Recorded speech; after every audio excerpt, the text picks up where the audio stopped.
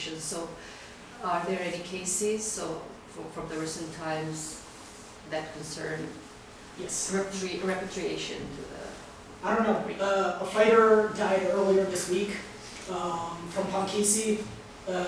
Social media says that he died in Mosul, in one of the raids on Mosul. Not sure if it was an airstrike, not sure if it was a suicide attack. I would guess that there's unlikely to be repatriation. But that's one incident of how casualties. There was also another casualty in August. I think as the siege for Mosul continues, as coalition airstrikes increase, if they increase, sorry, I'm going to talk about the presidential election. But if that continues, I would expect foreign fighter death rates across the board, but for Georgians also to increase. So logically, this is I have a question. Can you just figure out where the main positions of Georgians, where they are in Aleppo, or they are there? A few are in Aleppo. I know most based off Concentration videos. of fighters. A large amount were. I think some were in Mosul. Umar Shishani Tarhan Batirashvili was killed in a town called Shilkat, which was right outside of Mosul. And there's evidence to suggest the person that was killed last week, again, media report can't verify until there's more concrete evidence, that he was serving in personal security detail of Umar Shishani. There are several other individuals who were serving in a security detail, so they would likely be concentrated around the Mosul area. I know several of the ethnic Georgians, foreign fighters, are around Dhaka. Are there any suicides deaths there in Mali or that? I don't have that That would be information. quite interesting because that again shows the ethnic. I don't either. That's why I asked. Yeah. Yeah. It's interesting with suicide bombings because while it is it's considered a very, how should I, not glamorous isn't the word, but it's considered to be a rank of highest bravery within the Islamic State, but then at the same time, if you have a very good fighter, you would never send him. That's exactly. Most of the people who I know are sent it tends to be one of the main reasons why I talked about the 40 to 50% rate for North American foreign fighters. A fair amount die in suicide attacks or put on the front line when they raid something or try to take a town or something like this, and this contributes to their high death rate as well. But unfortunately, the reporting is not to the point where I can say, okay, this person from Georgia died in a suicide attack, this person died in an airstrike. Sometimes they'll say if it was an airstrike, but I haven't heard of. But that could be using some kind of recruitment material, so probably I'm not. Yeah, I know the one kind of method of death that was used extensively by Islamic State recruitment was for Khfichar Govanze, Abu Mariam Georgi. He died, so the story goes. There was an English fighter who was in his battalion, and he had been wounded, and he went to go rescue him and things like this, and then he died as a result of having tried to go rescue or save him or things like this. And this image was shared, there's a video of it on YouTube. This image was shared widely amongst even Russian-speaking, not only Georgian-speaking foreign fighters. And things like And this. one more question. You had this statistics, whatever, about several 18 from leave abroad. And is you some kind of breakdown by ethnicity who lived abroad? Whether there is also in Turkey or... I don't have it off the top of my head. I can pull up the database really quick. I think it seems as if most of the individuals that were in Turkey were from Pankisi, but that's more representative of the fact that more militants are from Pankisi. For example, the two ethnic Georgian fighters that I have as casualties were also in Turkey. and the Azeri Beslan Mukhtarov was in Germany. And one more comment related to the Shia Sunni divide. When you calculate your percentage by number, I think you have to calculate the percentage of the Sunni population, not whole Muslim population, otherwise it somehow misleads. When I do my own chart, I'll work the data a little bit more. Unfortunately, I was borrowing from somebody else. I still find it like a very interesting chart. Although, yeah, that would be an interesting statistic to put together.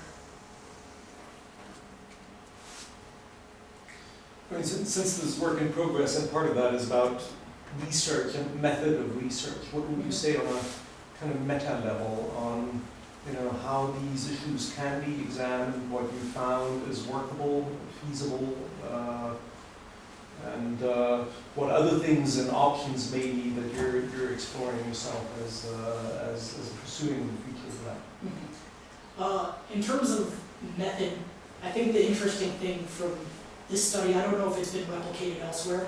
If you know something, let me know, is trying to calculate overall foreign fighter estimates, maybe not a hard count, but an estimate by trying to figure out death rate and also by casualty count. Or if you can use this in terms of qualitative methods, whether killed in action foreign fighters represent sampleable form of the total count, for example. But, Huth and I don't know the last name. Huth. Look up Huth. Huth is doing rebel sanctuaries and its impact on rebel death pool. Big data. yes. I'm less of a big data statistics person myself.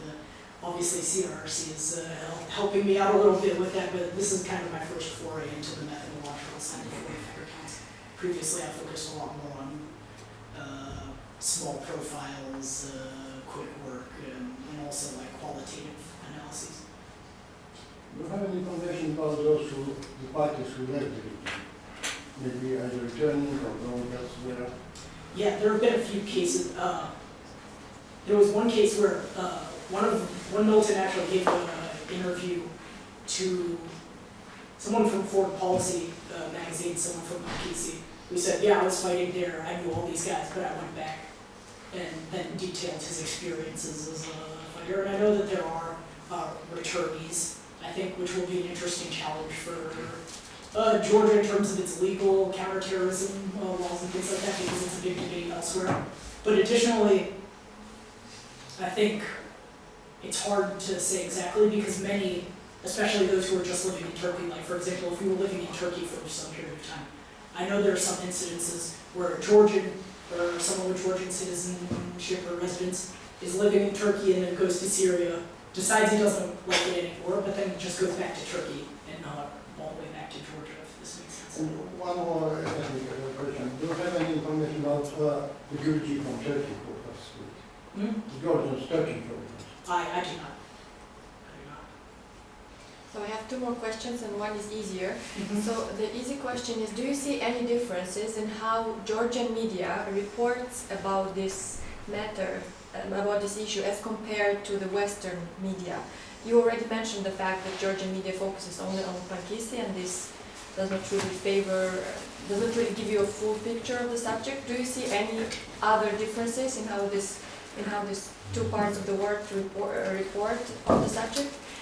And the second question was about recruitment, because ISIS has been very successful in recruiting these people, and many gangs and mafia and drug cartels, they are also good at recruiting. So my question is, in what ways ISIS is recruiting differently from these criminal gangs, and if there are any studies that compare the types of recruitment? Second question first again, because I know less about it. I think there actually are some studies that compare recruitment to criminal groups broadly versus the Islamic State, and some of it is the same. I mean, even the Islamic State draws from some of the same profile. Many of the foreign fighters have some kind of criminal history, especially the ones from Western Europe. But I think the content is different. obviously. I think some of the psychological tactics that they get at with the content are similar, but not an expert on criminal gang recruitment, so I don't know. In terms of media, with a few exceptions of some journalists, international and Georgian journalists who are especially sensitive to local issues in some of these various regions. I think the problem that plagues the international media in regards to reporting to the situation is the same in the Georgian media, because oftentimes media sources will just parrot what international media sources say. For example, if there's a piece on Pankisi in a big publication, a big international Western publication or something like this, and you know, maybe you see the Georgian language translation later on a different site or something like this. But I think in terms of Pankisi specifically, a few organizations besides some of the individual journalists who are doing excellent work that are doing more locally focused reporting include the Information Center of Kakheti, as well as there's a new radio station in Pankisi called Radio Way, which does I think excellent work and very useful work because it's drawn entirely from local sources. Can I just come back to the 10%? So how was that for the foreign fighters? How was it established? Because I think it's very much worthwhile getting a kind of a rough estimate of the numbers. So I think this makes a lot of sense, and and even if the 10% number is incredibly crude, it's still an interesting thing to do. But if you think of it as a kind of getting at numbers, there's all sorts of challenges, because what's your definition of a fighter? Is that someone who's kind of gone there for 6 weeks and then kind of wanders out again? What is it kind of per year of actually being in action, etc., etc. Then the next thing is that in some countries, most likely, and this will be in countries that have a tighter surveillance grip on all the people that might be out, where at some point you're going to figure out, okay, these people no longer are there, and you kind of knock on parents' doors and you figure out, okay, most likely they're going to be there. Okay, you might get a better handle on some of that, and then getting how many people have been killed out of, say, Danish fighters that have gone. But to extrapolate that, and I'm still just talking about the numbers, to extrapolate that to another group means to assume that all foreign fighters are kind of a homogeneous group. Now, as you described, they're in different battalions, they're just like in different places, and you may very well have one group that gets entirely, I'm entirely speculating, but it's perfectly possible that, say, the Kists sought frontline combat, and therefore got much, much more heavily kind of done in, and that therefore we're talking about a total number of 70 people that were there, and 20 people were killed. So, again, this is not to diminish the effort at all, but just to kind of be clear on what the caveats are on as you extrapolate these kind of things. One rule of thumb that's often used, and that was used, for example, to estimate the Iraqi war dead in the first conflict, was that you typically say that if you have 10 previously injured people, you can kind of assume that a third, that three have died, three are additional kind of dead casualties, that this is kind of just the way this works. Now, whether it's possible to get at the number of previously injured there in order to kind of extrapolate out from that, it's going to be very, very difficult to get a good number there. There's one particular study, the one I was citing with the 10 to 15%, and I think it's especially good on this because it takes into account a lot of those caveats that they're talking about. Some of the more interesting ones include the fact that for several of the counting sources for foreign fighters, but also for foreign fighter deaths, are run through the Syrian regime.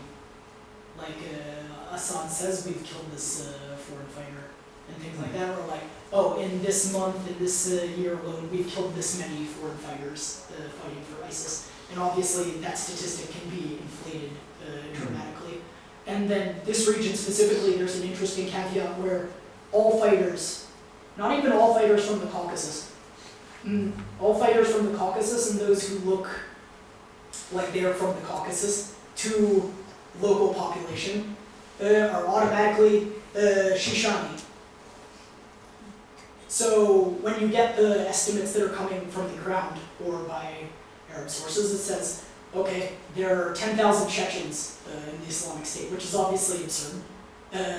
But it's based off kind of these local factors and these informal estimates or things like that, which if they don't care if you're from Georgia or Dagestan or Kabardino-Balkaria or Central Asian state, or even from America, you just have a long beard. If if you look like this, okay, you're Shishani.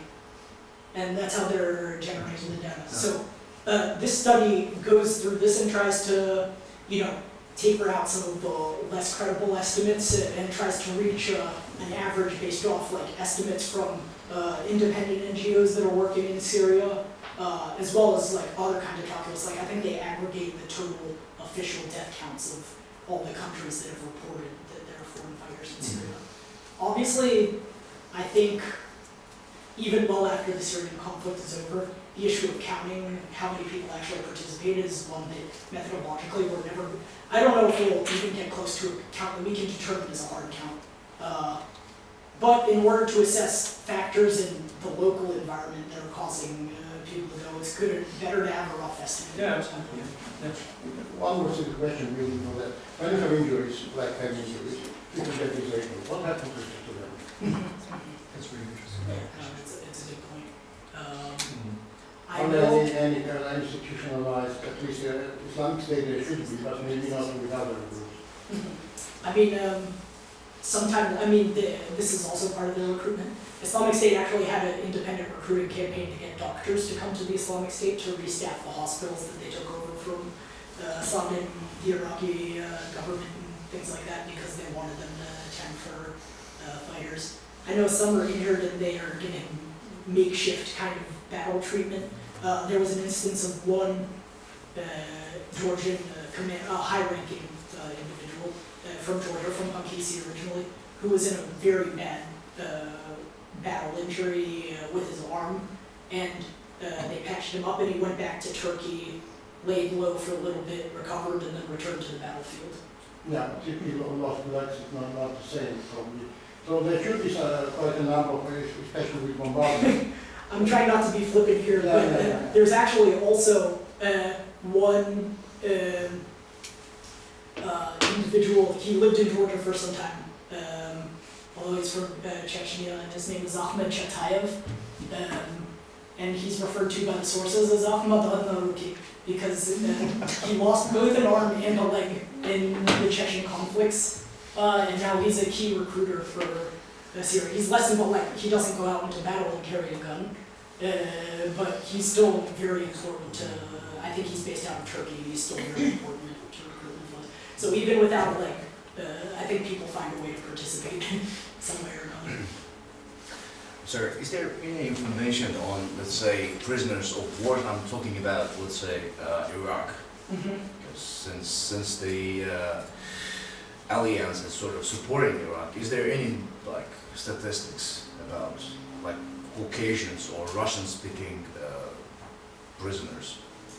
No, I know that the one kind of hard data we have on ISIS recruitment was actually a leaked document. Mm-hmm. It was, I believe, the U.S. military stormed a kind of operational center, got a hold of a document or things like that, and then it was later analyzed and they had the data. It wasn't a representative sample, but it had the data of at least some. It was just how they news were and tracking media, fighters. yeah. And another question, if you excuse me. This FURAT media, the one that launches all the propaganda and stuff, which also recruits people. Who's leading that? I mean, there were key figures in this propaganda, there was this guy called Abu Musa Shishani, or whoever, died in Baiji in, I think, in 2015. He was the one who was sort of observing that all, but he sort of died in Baiji. But after him, who's sort of the key figure behind this propaganda?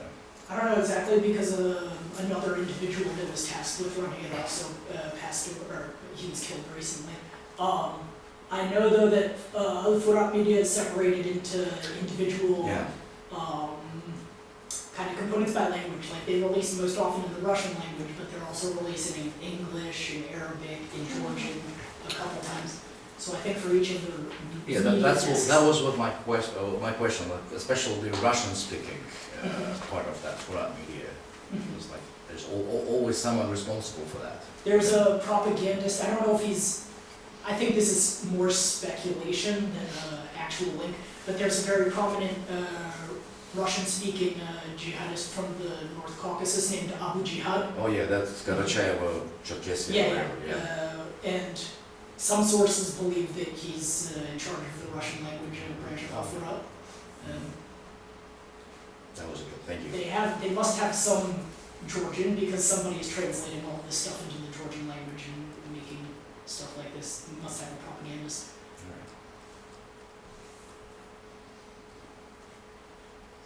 There are no further questions. Thank you very much. Thank you.